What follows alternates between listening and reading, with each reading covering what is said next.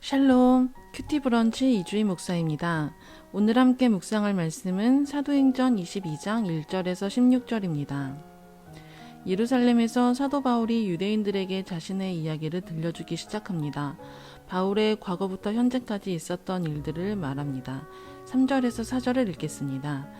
나는 유대인으로 길리기아 다소에서 났고 이 성에서 자라 가말리엘의 문화에서 우리 조상들의 율법에 엄한 교훈을 받았고 오늘 너희 모든 사람처럼 하나님께 대하여 열심히 있는 자라. 내가 이 돌을 박해하여 사람을 죽이기까지 하고 남녀를 결박하여 옥에 넘겼노니. 아멘. 바울은 자신이 훌륭한 율법 선생인 가말리엘의 제자였기에 율법에 대해 하나님에 대해 엄청난 열심이 있었던 사람이라고 자신을 소개하기 시작합니다. 그런데 그 열심을 가지고 예수님을 믿는 자들을 죽이고 잡아서 감옥에 가두는 일을 하였다며 자신의 과거를 말합니다. 바울을 지금 잡아 죽이려고 하는 사람들과 똑같은 일을 바울이 했던 것입니다. 율법을 어겼다고 또 하나님을 모독했다고 신성 모독했다고 정죄하면서 사람을 죽이는 일들을 하고 형제를 미워하는 일을 한 것입니다. 하나님의 은혜를 생각하고 하나님의 뜻을 생각하기보다 율법을 따르지 않는 것에 더 집중을 하며 예수 믿는 사람들을 죽이게 된 것입니다. 이러한 율법자들이 이때에만 있는 것은 아닙니다.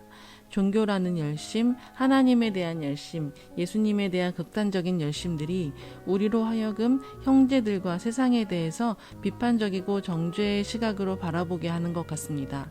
교회에서는 왜 저러지? 말씀을 저렇게 안 지키면 안 되지.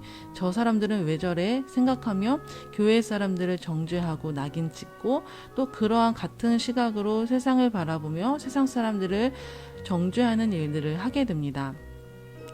내 안에 하나님의 뜻보다는 하나님의 또 사랑보다는 하나님의 사람 예수의 제자라는 그 영광 안에 내 욕심과 욕망과 이기적인 것들을 그저 가리려고 하는 것일 수 있다고 생각합니다.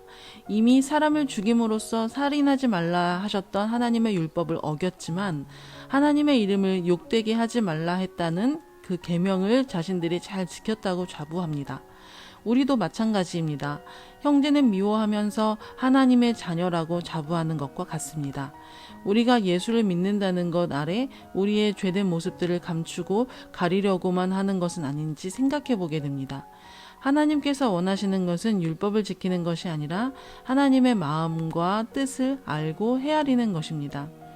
예수님께서도 공생의 기간 동안 하나님의 그 율법을 풀이해 주시면서 하나님의 마음과 뜻을 전해 주셨습니다.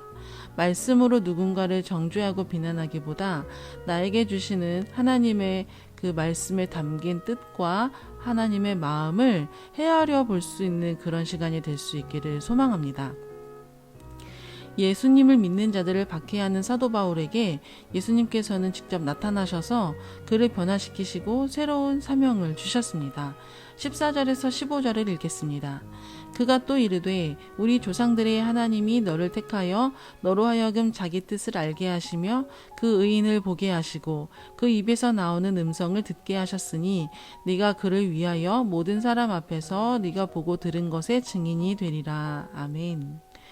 예수님과 예수님을 믿는 유대인들을 박해하는 사도 바울에게 예수님께서는 빛으로 나타나시고 그분의 말씀을 들려주셨습니다. 그리고 잘 믿고 경건한 유대인이었던 아나니아를 통해 앞으로 사도 바울이 예수 그리스도의 증인이 될 것이다 말씀하여 주셨습니다. 그 일이 있은 후 사도 바울은 지금까지 자신이 율법주의에 갇혀서 많은 형제 자매들을 죽인 일에 대해서 회개하고 또 죄 씻음을 받고 역으로 변화되어서 예수 그리스도를 전하는 증인으로 이제는 유대인들 앞에서 서게 되었습니다. 예수 그리스도를 만난 후 자신의 신앙과 삶의 방향이 완전히 뒤바뀌게 되었습니다. 율법을 지키지 않고 예수를 믿는다는 것에 집중하여 사람을 미워하고 비난하는 일에 열중한 것에서 돌아서 이제는 자신을 죽이기까지 하는 유대인들 앞에서 예수를 증언하며 바른 열심을 가지고 하나님과 사람 앞에 서는 바울을 보게 됩니다. 사람을 많이 죽였던 자신의 살기등등함과 무지함을 말하지만 그러한 사도 바울을 변화시키시고 예수님을 증언하게 하시는 것이 오늘 하나님의 뜻인 것입니다. 모두가 다 하나님께는 변화의 대상이고 사랑하는 자녀입니다.